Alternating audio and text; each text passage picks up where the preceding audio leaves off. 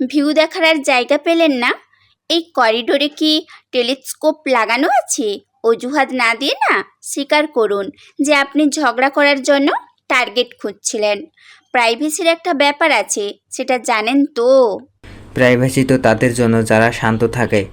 আপনার মতো সারাক্ষণ সাউন্ড পলিউশন করা মানুষের তো ব্যাককাস্টিং লাইসেন্স নেওয়া উচিত। আর এমনিতেও আমি সাবরিনকে খুঁজছি, ওকে দেখছেন? না। তাও দেখবেন কেন? সারাদিন চেঁচামেচি করতে থাকলে অন্যের খবর রাখার সময় হয় নাকি?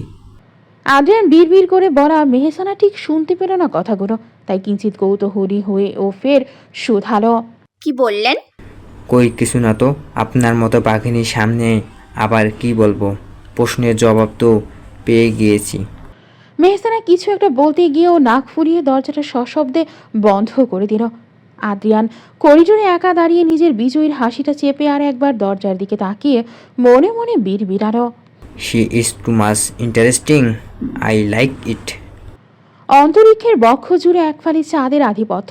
তালুকদার মঞ্জিলের পূর্ব পার্শ্বের বিস্তৃত কক্ষটিতে আজ চাঁদের হাট বসেছে।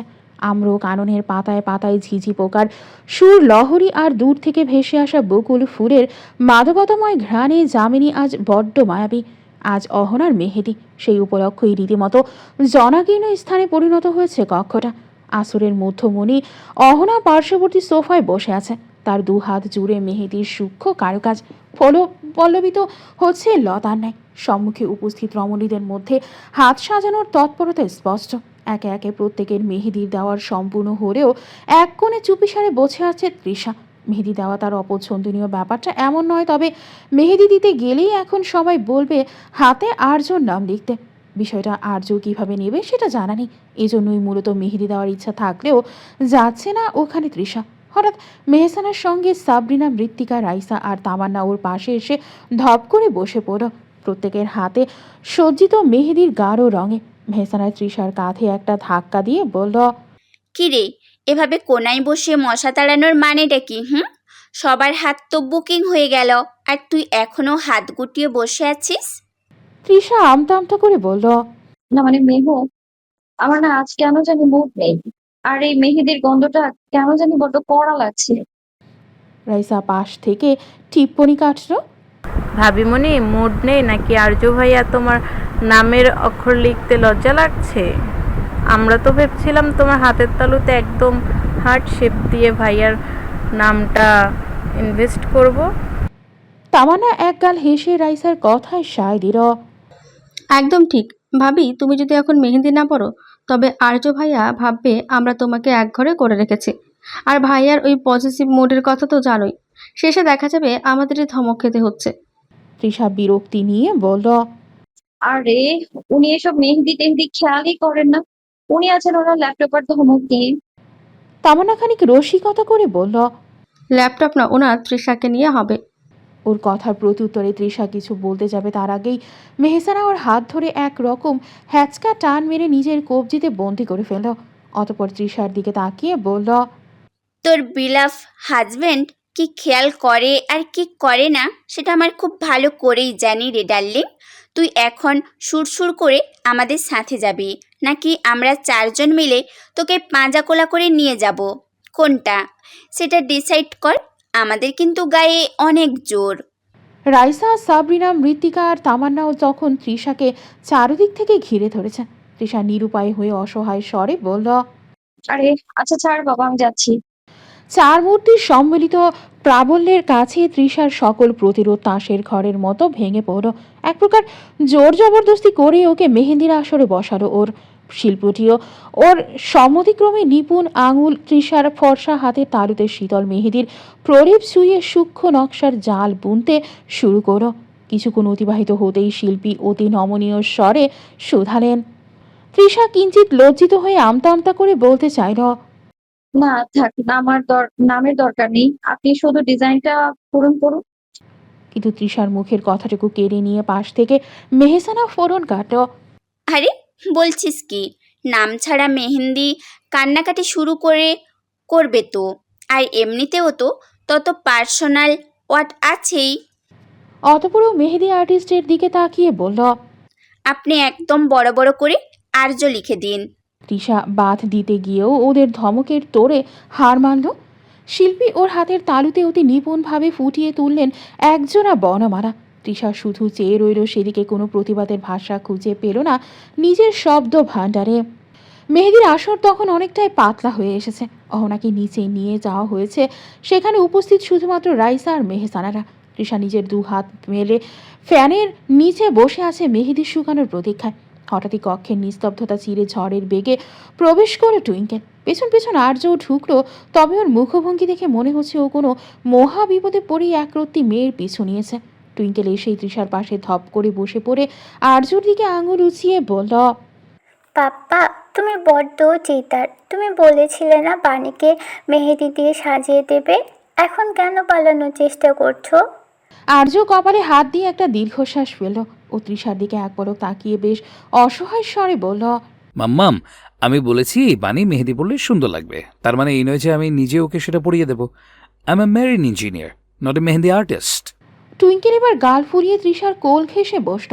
তৃষা নিজের ভেজা মেহেদি রাঙানো হাত দুটো সাবধানে সরিয়ে রেখে টুইঙ্কেলকে সামলাতে চাইল। টুইঙ্কেল এবার তৃষার হাতটা আর্যর দিকে এগিয়ে দিয়ে বলল, দেখো পাপা, বাণীর হাতের এই ডিজাইনটা এখনো অসম্পূর্ণ। এখানে একটা গ্যাপ আছে, তুমি এখানে একটা ছোট্ট হাত এঁকে দাও তো। প্রমিস, এটা করলেই আমি তোমাকে বেস্ট পাপা বলবো। পাশে বসা চার মূর্তি টুইঙ্কেলের কথায় ঠোঁট টেপে টেপে হাসছে। এদিকে লজ্জায় রীতিমতো মাটির নিচে পড়ে যেতে ইচ্ছে করছে তৃষার। ও আমতা আমতা করে বলল, আরে টুইঙ্কেল, থাক না সোনা, পাপা তো এগুলো পারে না, আর ডিজাইন তো অলরেডি ডান। টুইঙ্কেল জেদ দেখিয়ে বলল, no papa is a no papa is a liar. পাপাই তো আমাকে প্রমিস করেছিল, বলেছিল তোমাকে পরিয়ে। বাট তোমাকে যখন মেহেদি পড়াচ্ছিল ওরা, তখন পাপা কোথায় গিয়েছিল? টুইঙ্কেল তৃষার এমন কথোপকথনের মাঝে অপ্রস্তুত হয়ে উঠছে। আর্য ওর এমন অবস্থা লক্ষ্য করে বসে থাকা চার মূর্তি উঠে দাঁড়ালো। রুম থেকে প্রস্থান করতে করতে বলল, আমরা যাই বাপু, কাবাব মেয়ে হাড্ডি হতে চাই না। টাটা। টুইঙ্কেল মামুনি, তুমি যাবে? চলো আমরা আইসক্রিম খেতে যাব। টুইঙ্কেল আইসক্রিমের প্রলোভনে আর এক দণ্ড দাঁড়ালো না, চলল ওদের সাথে। ওরা বেরিয়ে যেতেই ঘরটা যেন এক নিমিষেই নিস্তব্ধতার চাদরে ঢাকা পড়ল। কিন্তু সেই নিস্তব্ধতা স্থায়ী হলো না। দরজার ওপাশ থেকে রাইসা আর মেহসানার চাপা হাসি আর হুট করে দরজার বাইরের সিটকিনিটা আটকে দেওয়ার শব্দে তৃষার বুকটা ছলাৎ করে উঠল। তৃষা অপ্রস্তুত হয়ে তড়িৎ বেগে বিছানা ছেড়ে দরজার দিকে ছুটতে গেল। কিন্তু মেহেদির ভেজা হাত দুটো সামলাতে গিয়ে ওর গতি স্তিমিত হয়ে এলো। ও দরজার হাতল ধরে কয়েকবার ঝাঁকুনি দিয়ে করুণ স্বরে বলল, এই মেহু, রাইসা, দরজা খোল বলছি, খতম করিস না, খোল। ওপাশ থেকে মেহসানার চপল কণ্ঠ ভেসে এলো, ব্যস্ত থাক ডার্লিং, কাল সকালের আগে এই দরজার চাবি ইন্তেকাল করিয়াছে। পর ইনাল্লিয়া ওয়া ইন্না ইলাইহি রাজিউন। Good night. তৃষা হতাশ হয়ে দরজার সামনেই মেঝেতে বসে পড়ার মতো ভঙ্গি করল। ও আর্যর দিকে তাকাতেই দেখলো আর্য জানালার কাছে দাঁড়িয়ে এক হাত পকেটে গুজে বেশ শান্ত চোখে ওকে দেখছে। ওর নির্লিপ্ত ভঙ্গিমায় তৃষা রীতিমতো বিচলিত হয়ে বলল, এ কি, আপনি চুপচাপ দাঁড়িয়ে আছেন কেন? আপনি একবার ধমক দিলে তো ওরা দরজাটা খুলে দিত। আর্য ধীর পায়ে এগিয়ে এলো তৃষার দিকে। বিছানার কিনারে বসে পায়ের ওপর পা তুলে বেশ আয়েশি ভঙ্গিতে বলল, ধমক দিয়ে কোনো লাভ নেই তৃষা, এই টিমে আপনার বান্ধবী মেহসানা আছে, আর তাছাড়া বাইরে এখন ডজন খানেক সিসিটিভি ক্যামেরা, আত্মীয় স্বজন ঘুরছে। আমি সিন ক্রিয়েট করতে চাই না। তৃষা চোখ বড় বড় করে বলল, তাহলে এবার কি হবে? নাথিং। ফের সেই নাথিং শুনে মস্তিষ্ক গরম হয়ে গেল তৃষার। মানে কি, আপনি কি বুঝতে পারছেন? এই রুমে আলাদা কোনো স্পেস নেই, তার উপর আমার হাতে মেহেদি। সো আপনার মাথা ঘুম আসছে আমার। তো ঘুমিয়ে পড়ুন। আল্লাহ, আপনি কি বুঝছেন না? কি বুঝবো? তৃষা হতাশ হয়ে একটা তপ্ত শ্বাস ফেল। ও বুঝে গেছে এই পাথরের মূর্তিকে যুক্তি দিয়ে টলানো ওর সাধ্যের বাইরে, আর বোঝানো তো অসম্ভব। ওর আগে গজগজ করতে করতে বলল, আপনি আপনার নাথিং নাথিং নিয়ে থাকুন, আমি চললাম ঘুমাতে। তৃষা সাবধানে নিজের মেহেদি রাঙানো হাত দুটো বালিশের বাইরে ঝুলিয়ে রেখে বিছানার এক কোণে গুটিসুটি মেরে শুয়ে পড়ল। আর্য কিছুক্ষণ ওর দিকে তাকিয়ে থেকে পরক্ষণেই বিছানার অন্য প্রান্তে গিয়ে উল্টো দিকে ফিরে শুল। নিশিথিনী তখন নিবিড় নিদ্রায় মগ্ন। বাতায়নের ফাঁক দিয়ে গড়িত রূপরী জ্যোৎস্না কক্ষের মেঝেতে মায়াবী জাল বুনছে। আর্যর তন্দ্রাচ্ছন্নতা হঠাৎই এক মৃদু ভারে টুটে গেল। ও অনুভব করল ওর প্রশস্ত বক্ষের উপর এক উষ্ণ কোমল পরশ। তৃষার একটি মেহেদি রাঙা হাত আর্যের শার্টের বোতামের উপর অবিন্যস্তভাবে রাখা। ধীর লয়ে নয়ন মেলে এমন স্পর্শে হাতটা সরানোর প্রয়াসে আর্য যেই না পাশ ফিরল, সঙ্গে সঙ্গে ওর হৃৎপিণ্ড যেন এক মুহূর্তের জন্য থমকে দাঁড়িয়ে পুনরায় প্রবল বেগে স্পন্দিত হতে শুরু করলো। তৃষা কখন যে ঘুমের ঘরে সীমানা পেরিয়ে ওর একেবারে সান্নিধ্যে চলে এসেছে সেটা অজানা। তৃষা শাড়ি পরে ঘুমানোর দরুন সেটা হয়ে একেবারে আলুথালু হয়ে আছে। আঁচলটা অবাধ্য হয়ে বুক থেকে বিচ্যুত হয়ে একপাশে লুটিয়ে পড়েছে। ফলে ওর মেয়েরই বক্ষদেশ আর মেধহীন পেটের উপরিভাগ সম্পূর্ণ অনাবৃত হয়ে আছে। কক্ষের আলো না নিভানোর দরুন তৃষার এমন অবস্থা সরাসরি চাক্ষুষ আর্যর সম্মুখে। এদিকে ওকে এমন অবিন্যস্ত অবস্থায় দেখে আর্যর চক্ষুদয় কোঠর থেকে বের হয়ে আসার উপক্রম। কণ্ঠনালীতে এক শুষ্ক ঢোক গিরে তৎক্ষণাৎ দৃষ্টি সরিয়ে নিজেকে সামলানোর ব্যর্থ প্রচেষ্টায় মগ্ন। তবে পার্শ্ববর্তী রমণীটি হয়তো চায় না ওকে শান্ত রাখতে। আর্য পাশে ঘুরতেই নিদ্রাচ্ছন্ন তৃষা আরও বেশি কুকড়ে এসে আর্যর বাহু জড়িয়ে ধরল। ওর উষ্ণ নিঃশ্বাস এখন আর্যের গ্রীবাদেশে তপ্ত বাতাসের ন্যায় আছড়ে পড়ছে। ওর অবিন্যস্ত আচর আর অনাবৃত ত্বকের শুভ্রতা আর্যর সংযমের দেয়ালে প্রবল বেগে আঘাত হানছে। আর্যর পেশিবহুল শরীরটা পাথরের মতো শক্ত হয়ে আছে। ও তৃষাকে সরিয়ে দিতে গিয়ে টের পেল তৃষার শক্ত হাতে খামচে ধরে আছে ওর শার্টটা। উপায়ন্তর না পেয়ে আর্য ওর দিকে ঘুরল নিজেকে ছাড়ানোর প্রয়াসে। সঙ্গে সঙ্গে বাতাসের ঝাপটায় তৃষার অবাধ্য কেশরাজি আর্যর নাকে মুখে আছড়ে পড়ল। আর্য নিজের চোখ দুটো শক্ত করে বুঝে বিড়বিড়িয়ে বলল, মাই স্টুপিড লেডি, তুমি জানো না তুমি কোন আগুনের সাথে খেলছো? আমার ধৈর্যের বাঁধার কতক্ষণ টিকবে সেটা আমার নিজেরও জানা নেই। I am really sorry for my fault. অরুণোদয়ের অলক্তাভ রঞ্জনে রঞ্জিত নীলিমা নিশিথিনীর তিমির জবনিকা অপসারিত হয়ে এক স্নিগ্ধ হিরণময় দ্যুতি ধরিত্রীর অবহেলিত ধূলিকণা হতে বনস্পতির পল্লব শীর্ষ পর্যন্ত পরিব্যাপ্ত হয়েছে। নবপ্রভাতের সূচনা লগ্ন হতেই তুমুল ব্যস্ততা তালুকদার মঞ্জিলে। পূর্বে জমিদার মঞ্জিল খ্যাত সে বাড়ির উত্তরসূরি সাহারিয়ার আর অহনার পরিণয় লগ্ন আজ।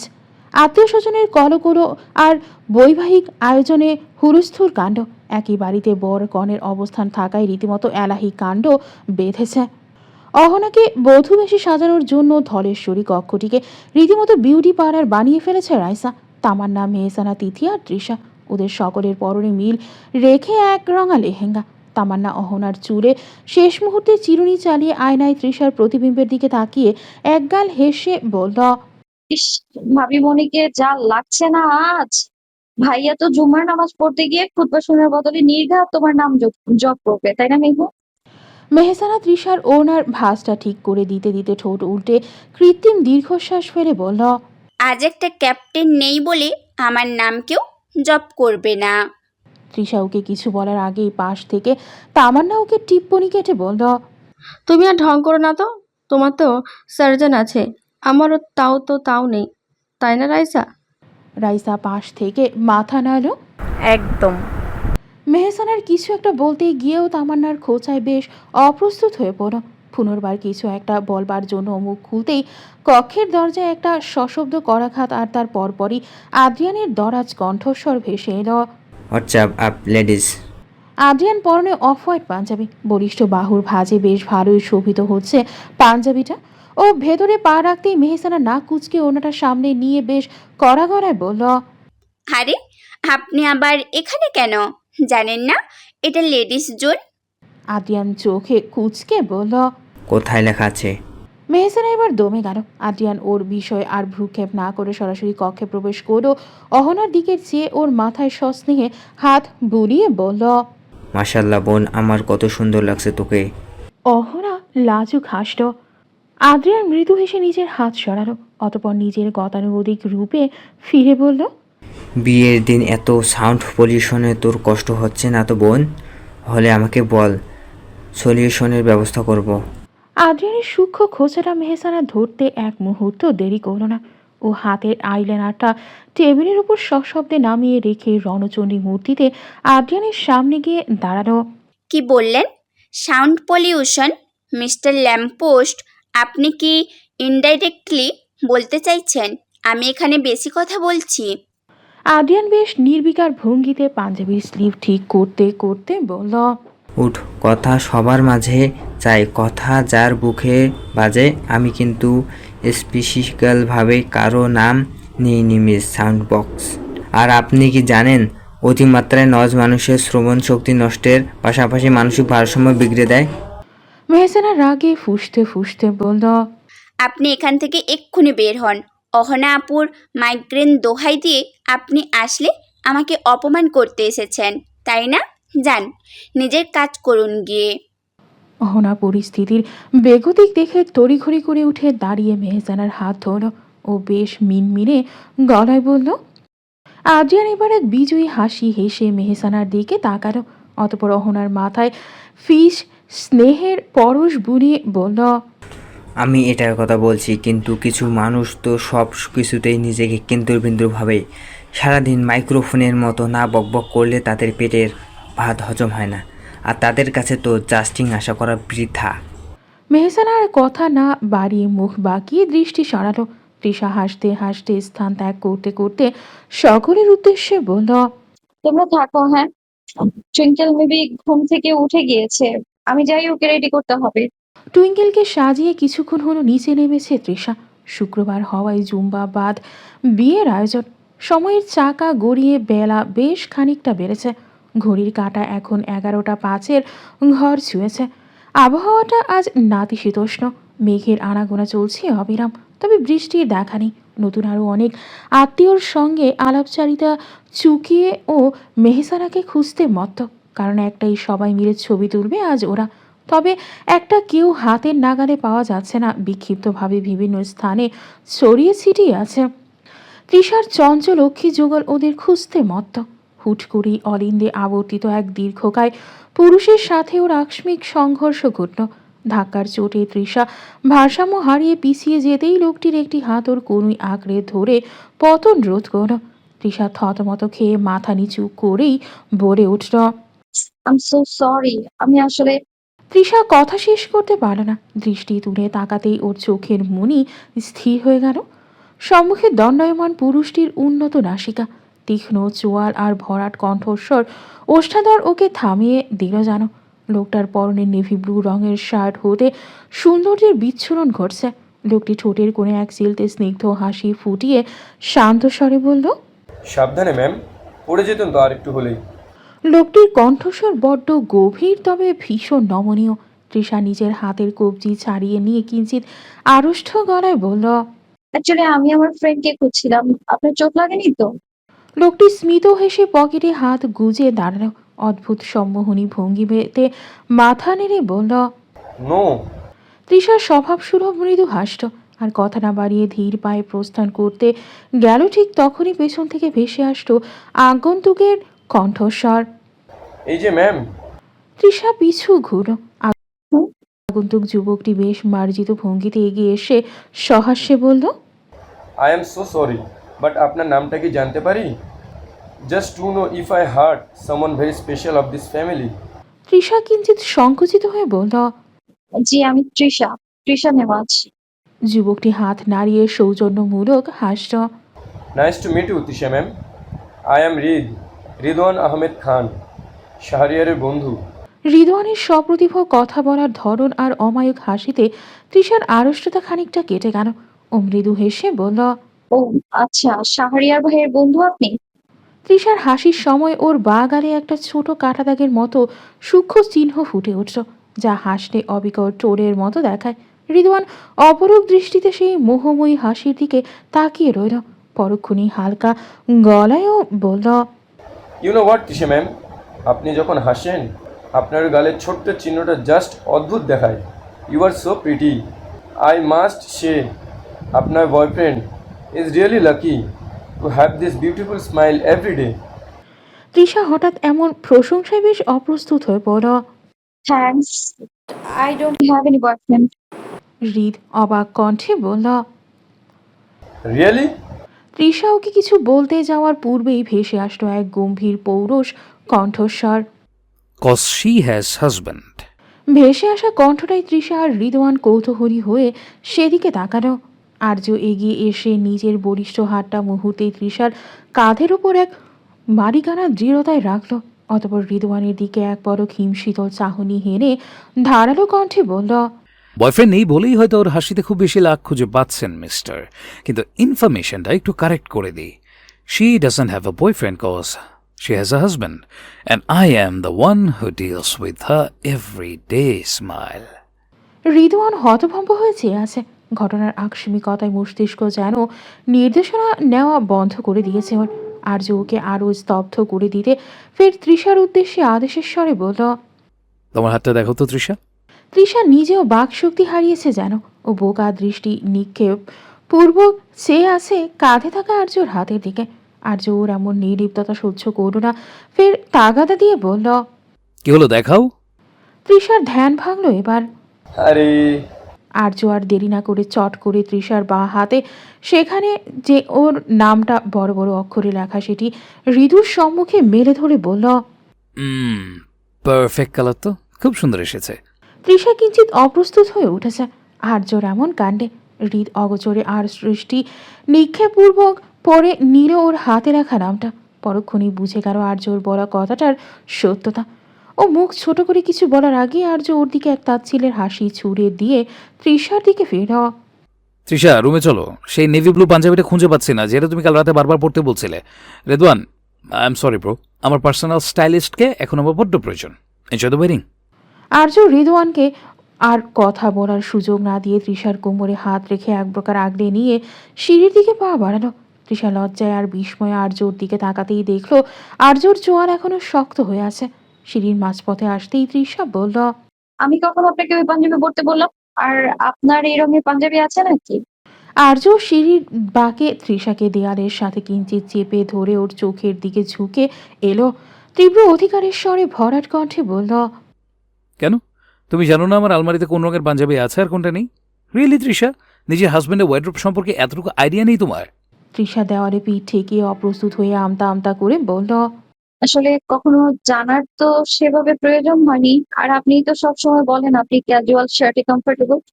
আমি কেন মিছে মিছে আপনার পাঞ্জাবির খবর নিতে যাব?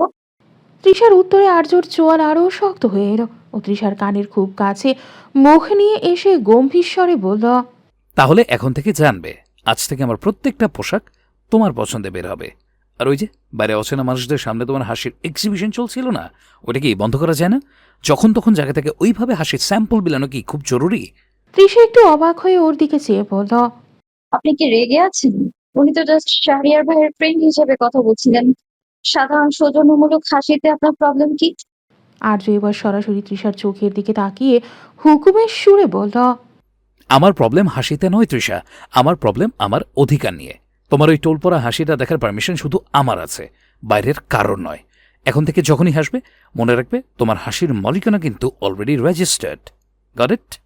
আর্যর তীব্র অধিকার বোধের পিঠে কোনো জবাব খুঁজে পেল না তৃষা। ধীর লয়ে মাথা নাড়ল, তবুও আর্যর মুখাবয়বের কাঠিন্যের এক বিন্দু পরিমাণ নড়চড় ঘটল না। গুড, তাহলে এক্ষুনি রুমে যাও আর আমার পাঞ্জাবিটা বের করো, কোনটা পরবো, কুইক। তৃষা ঈষৎ সম্মতিসূচক ঘা নাড়ল। আর্য এবার ধীরে ধীরে ছেড়ে দিল ওকে। ছাড়া পেয়েই যেন হাত ছেড়ে বাসল তৃষা। এতক্ষণ যাবৎ আর্য ওর কোমরখানা বড্ড জোরালোভাবে চেপে ধরেছিল, যার ধরন এক প্রকার নিঃশ্বাস বন্ধ হয়ে আসার জোগাড় হচ্ছিল ওর। তাই আর্যর বলিষ্ঠ বন্ধন হতে মুক্তি পেয়ে তৃষা দ্রুতপদে কক্ষের অভ্যন্তরে প্রবেশ করল। রুদ্ধতার কক্ষ, নিজের স্পন্দিত হৃৎপিণ্ডের শব্দ যেন সে স্পষ্ট শুনতে পাচ্ছিল। কাষ্ঠ নির্মিত বিশালাকার আলমারিটা উন্মোচন করতেই সারি সারি পোশাকের ভিড়ে ওর চোখ আটকে গেল। নেভি ব্লু রঙের সেই রেশমি পাঞ্জাবিটা সযত্নে বের করে বিছানায় রাখতেই অলিন্দে আর্যর পদধ্বনি প্রতিধ্বনিত হলো। আর্য ঘরে প্রবেশ করতেই তৃষা বিছানার পাঞ্জাবিটা দেখিয়ে কিঞ্চিত আড়ষ্ট স্বরে বলল, এই যে আপনার পাঞ্জাবি, কাল আপনি বোধ হয় এটা আলমারির সামনের দিকে রেখেছিলেন। দেখুন তো পছন্দ হয় কিনা। আর্য এক মুহূর্ত স্থির দাঁড়িয়ে তৃষার দিকে তাকালো। ওর দৃষ্টিতে থাকা সেই তীব্র দহন তৃষাকে যেন মুহূর্তেই বশমীভূত করে দিতে চাইছে। ও কদম বাড়িয়ে কাছে এসে বিছানা থেকে পাঞ্জাবিটা হাতে নিয়ে বলল, পছন্দ হওয়া না হওয়ার প্রশ্নই ওঠে না Trisha, cause it's your choice. Trisha কোনো প্রত্যুত্তর করল না। আর্যের এই অদ্ভুত গম্ভীর রূপটা ওর বড় চেনা, আবার বড্ড অচেনা। আর্য পাঞ্জাবিটা নিয়ে ওয়াশরুমের দিকে পা বাড়াতেই তৃষা ভাবল এই সুযোগে ঘর থেকে বেরিয়ে যাবে, কিন্তু ওর অবাধ্য পা দুটো দরজার দিকে এক কদম বাড়াতেই ভেসে এলো আর্যর বজ্রকণ্ঠ। কোথায় যাচ্ছ? আর্য ওয়াশরুমের দরজার সামনে দাঁড়িয়ে পেছন ফিরে তাকালো। তৃষা ঘুরে দাঁড়িয়ে কিঞ্চিত বিরক্ত হয়ে বলল, নিচে যাচ্ছি। আমি যেতে বলেছি? তৃষা ভ্রু কুচকে সাইড। মানে? আর্য এবার স্থির পায়ে পুনরায় তৃষার সামনে এসে দাঁড়ালো। আমার পারমিশন ছাড়া রুম থেকে আজ বের হবে না। যতক্ষণ না আমি তৈরি হচ্ছি ততক্ষণ তুমি এখানেই থাকবে। Got it? তৃষা এবার আশকারা না দিয়ে বেশ স্পষ্ট স্বরেই বলল, কেন? আমি এখানে অহেতুক দাঁড়িয়ে থেকে কি করব? আপনার তৈরি হতে বড় জোর 10 মিনিট লাগবে। আমি ততক্ষণ। ওকে কথা শেষ করতে না দিয়ে আর্য তীব্র কণ্ঠে বলল, কজ আমি বলেছি, আর I think it's enough for you. কথাটা শেষ করে আর্য আর উত্তরের অপেক্ষা করল না। পাঞ্জাবিটা কাঁধে ফেলে ও সশব্দে ওয়াশরুমের দরজাটা আটকে দিল। তৃষা স্তব্ধ হয়ে ওর প্রস্থান পথের দিকে চেয়ে রইল। মানুষটার হচ্ছেটা কি আজ? অতিক্রান্ত হলো কিছুক্ষণ, হঠাৎ ওয়াশরুমের দরজা খোলার শব্দে তৃষার ধ্যান টুটল। এতক্ষণ বিরক্তি কমাতে এক দৃষ্টি জানালার বাইরে তাকিয়েছিল। হঠাৎ আনমনে ওয়াশরুমের দিকে তাকাতেই ওর হৃদস্পন্দন যেন এক মুহূর্তের জন্য স্তব্ধ হয়ে গেল। বেরিয়ে আসছে আর্য, ওর সিক্ত বাবরি চুলগুলো অবিন্যস্তভাবে কপালে লেপটে আছে, যেখান থেকে চুইয়ে পড়া কয়েক ফোঁটা জ্বর ওর তীক্ষ্ণ গ্রীবাদেশ বেয়ে গড়িয়ে পাঞ্জাবির কলার ভিজিয়ে দিচ্ছে। আর্যর গভীর ধূসর নীলচে চোখের সেই মদিরাচ্ছন্ন চাহনি তৃষাকে যেন অজানা আবেশে স্থির করে দিল। আর্য ধীর পায়ে তৃষার একদম সামনে এসে দাঁড়ালো। ওর গায়ের সেই সতেজ পারফিউম আর জলের ঘ্রাণ তৃষার ইন্দ্রিয়গুলোকে আচ্ছন্ন করে ফেলল। তৃষা পাথরের মূর্তির মতো ওর দিকে চেয়ে রইল, যেন পলক ফেললে ওর এই ঘোর কেটে যাবে। আর্য হঠাৎ নিজের ঠান্ডা আঙ্গুলের ডগা দিয়ে তৃষার কপালে লেপটে থাকা একগুচ্ছ অবাধ্য চুল অতি সযত্নে কানের পিছে গুজে দিল। আর্যর সেই অতি লৌকিক স্পর্শে তৃষার সমস্ত শরীরে এক অদ্ভুত শিহরণ খেলে গেল। আর্যর চোখের মনির গভীরে বৃদ্ধ করে খুব নিচু স্বরে ফিসফিস করে বলল, চোখ সরাচ্ছেন না যে? ডিকশনারি থেকে আজ মুগ্ধতা নতুন কোনো ডেফিনেশন খুঁজে পেলেন নাকি? তৃষা অপ্রস্তুত হয়ে তড়িৎ বেগে দৃষ্টি সরিয়ে মেঝের দিকে চাইল। লজ্জায় ওর কপালদয় তখন লাল আভার বরণ নিয়েছে। ও ধরা গলায় কোনো মতে বলল, আমি নিচে যাচ্ছি। বলেই তৃষা দরজার দিকে পা বাড়াতে আর্যর বলিষ্ঠ হাতের হ্যাচকা টানে ও পুনরায় আর্যর সুঠাম বুকের খুব সন্নিকটে এসে আছড়ে পড়ল। আর্য ওর কবজিটা মুচড়ে না ধরে বরং এক মায়াবী আবেশে আগড়ে রেখে নিচু স্বরে শুধালো, এত তাড়াহুড়ো কিসের ম্যাম? নাকি দৃষ্টি সরিয়ে পালিয়ে বাঁচতে চাইছেন? তৃষা বুক ভরে দম নিয়ে নিজেকে সামলানোর চেষ্টা করে বলল, একদম না। আমি জাস্ট নিঃশ্বাস নিতে নিচে যাচ্ছিলাম। আপনার সামনে দাঁড়ালে অক্সিজেন লেভেল কেন জানি কমে যায়। আর্য তৃষার চিবুকটা আলতো করে উঁচিয়ে ধরে ধূর্ত হাসিতে বলল, অক্সিজেন কমলে নাকি হার্টবিট বেড়ে যায়? আর আপনার সমস্যাটা ঠিক কোথায় বলুন তো? এই যে আপনি আমার চোখের দিকে তাকাতে পারছেন না, এটা কি ভয় নাকি অন্য কিছু? তৃষা এবার একটু সাহস সঞ্চয় করে সরাসরি ওর চোখে চোখ রেখে প্রশ্ন করল, অন্য কিছুর কথা পরে হবে, আগে এটা বলুন আপনার মাঝে মাঝে কি হয়? এক সময় তুমি, এক সময় আপনি। এই তুমি আপনি গোলক ধাঁধায় আমি রীতিমতো কনফিউজড। আর্যর দৃষ্টি এবার কিঞ্চিত নরম হয়ে এলো। সত্যি বলতে আমি নিজেও জানি না, কিন্তু আপনার সামনে দাঁড়ালে আমার সবকিছু কেমন যেন গুলিয়ে যায়। তৃষা আর্যর কথায় ওর দিকে গভীর দৃষ্টি মেলে বলল, মানে? নাথিং। আর্যর মুখে পুনরায় সেই নির্লিপ্ত নাথিং শুনে তৃষার বিরক্তি এবার চরম সীমায় পৌঁছালো। ও ছটকা দিয়ে নিজেকে ছাড়িয়ে নিতে গিয়েও থেমে গেল। আর্যর চোখের দিকে তাকাতেই ওর ভ্রু কুঁচকে এলো বিস্ময়। আর্যর চোখের সেই চিরচেনা তীক্ষ্ণ ধূসর মনির চারদিকে শ্বেত শুভ্র অংশটা আজ অস্বাভাবিক রক্তিম বর্ণ ধারণ করেছে, যেন একরাশ ক্লান্তি কিংবা কোনো সুপ্ত দহন সেখানে বাসা বেঁধেছে। তৃষা উদ্বেগের সাথে আর্যর কপালে হাত ছোঁয়ানোর চেষ্টা করে শুধালো, আপনার চোখ দুটো এমন টকটকে লাল হয়ে আছে কেন? জ্বর আসছে নাকি, ঘুম হয়নি, কোনটা? ঘুমোতে দিয়েছেন? মানে? আর্য ঝট করে তৃষার হাতটা সরিয়ে দিয়ে দৃষ্টি ফিরিয়ে নিল। জানালার ওপারে মেঘলা আকাশের দিকে তাকিয়ে রুক্ষ স্বরে বলল, কিছুই হয়নি, হলেও আমার জানা নেই। হয়তো কোনো ইনসমনি অ্যাটাক বা সেলফ এনভায়রনমেন্টাল অ্যালার্জি। আপনি নিচে যান, আমার জন্য ভাবতে হবে না। তৃষা এক কদম এগিয়ে গিয়ে ওর হাত চেপে ধরে জেদ নিয়ে বলল, মিথ্যে বলবেন না একদম। আমি মিথ্যে বলি না। তাহলে সত্যিটা কি? কিছু না। আবার মিথ্যা?